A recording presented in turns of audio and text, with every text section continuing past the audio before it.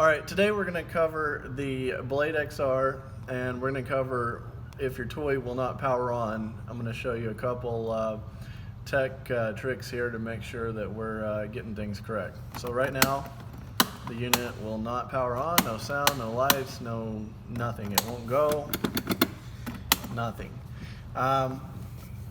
Simple one, make sure that your charger is not plugged in. I'm going to demonstrate. I'm going to turn the toy on, and when we unplug it, so as you can see, that's one thing you want to watch for. In depth, we're going to go ahead and go over checking your ignition switch. If it was to fail, the toy is actually not going to turn on. So there's two ways of doing this. One, you can access it under the hood. It'll be the wires coming right out the ignition. There'll be a connector there, and you'll simply unplug it. But for video purposes today, I'm going to do it where we can see really well and just pop this little dash module out. So we'll take this top screw out real quick here, and then we'll go ahead and reach underneath, grasp it firmly, and kind of wiggle this out. When you pull it out, you don't want to yank too hard, as you can tear the wires loose back here. So be very, very gentle.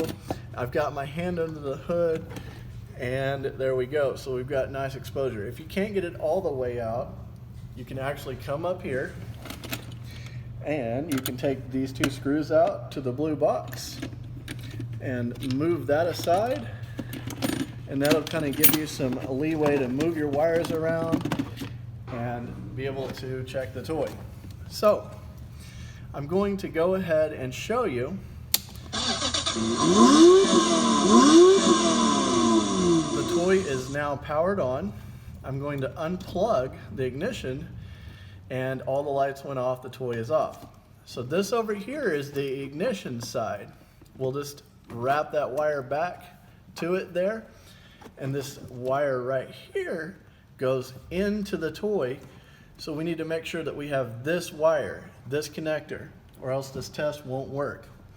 So what we're gonna do is literally jump start the car, kind of like hot wiring the car, kind of a crude way of saying it, but that's what we're gonna do here.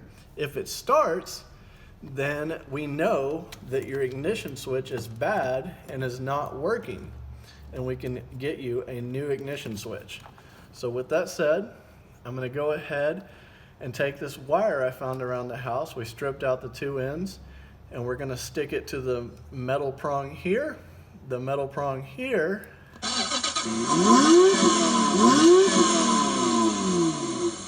and there you go.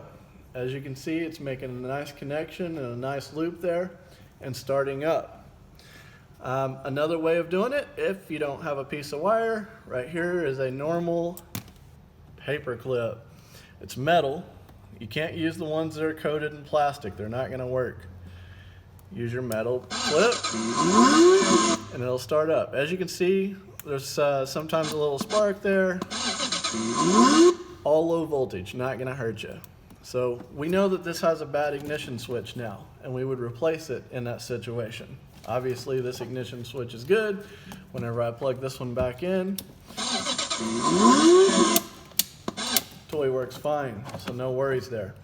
That is some of the basics on how to check the power on the vehicle.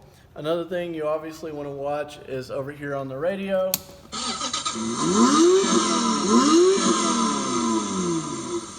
You're going to want to make sure your battery's charged. Right now it's showing 13 volts on this one. That's pretty good. If you turn your ignition switch and this is blinking over here and the car is sitting here doing this and making the noise of trying to start over and over and over, or kind of a similar thing, most likely your battery is too dead and you need to go back and charge it for around 12 to 14 hours or overnight roughly, as we do put bigger batteries in the toys. So this should cover any power issues you may be having.